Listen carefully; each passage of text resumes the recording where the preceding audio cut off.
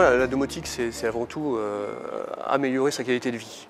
Aujourd'hui, une maison qui est domotique permet au plus grand nombre de travailler dans de bonnes conditions, de pouvoir avoir accès au débit, de pouvoir faire de la visio, travailler avec un serveur d'entreprise, etc. Donc ça, les réseaux de communication, par exemple, permettent le développement du télétravail.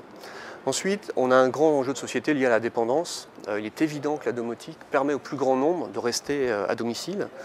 Donc tout ce qui est maintien à domicile, tout ce qui est handicap, tout ce qui est vieillissement. Enfin, on accorde énormément d'importance aux économies d'énergie. Aujourd'hui, la domotique permet de faire des économies d'énergie et donc est une réponse à tous les enjeux portés par le Grenelle, par exemple. Là, aujourd'hui, dans le neuf, je pense que la solution est facile à résoudre. Par contre, le gros du marché, c'est évidemment la rénovation légère, rénovation lourde, réhabilitation éventuellement, mais c'est l'amélioration de l'habitat. Et là aussi, je pense qu'il y a des solutions qui sont arrivées sur le marché, notamment en courant porteur. Après, il y a des technologies radio, donc là, on va utiliser les ondes pour, sans recabler quoi que ce soit, sans recasser quoi que ce soit, rajouter des fonctions domotiques à une maison existante.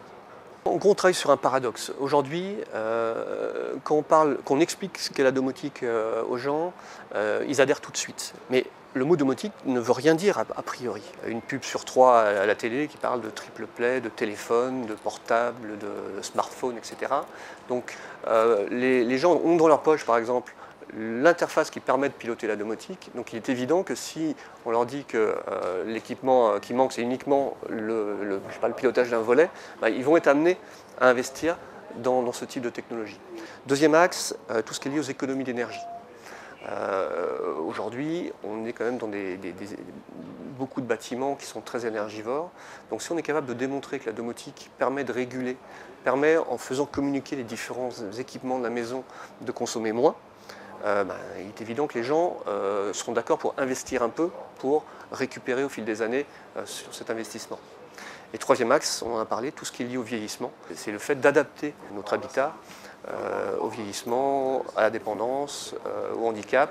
Donc investir aujourd'hui sur la rénovation de l'existant et dans le neuf, faire en sorte que tous les logements qu'on construise intègrent déjà au moins un pré-câblage domotique, permettra de répondre au fil du temps de façon très pertinente à cet enjeu. Pour répondre en fait à cette méconnaissance du grand public de la domotique, il faut des événements comme celui-ci, c'est-à-dire être capable d'organiser, de montrer les technologies, de faire venir des gens, d'inciter des journalistes à parler de domotique, va faire que le plus grand nombre va s'y intéresser, parce qu'aujourd'hui il est clair qu'on souffre d'un déficit énorme. Si on fait un sondage, le mot domotique il est très peu connu. Donc ça, c'est une première réponse à cet enjeu et ça va dans le bon sens.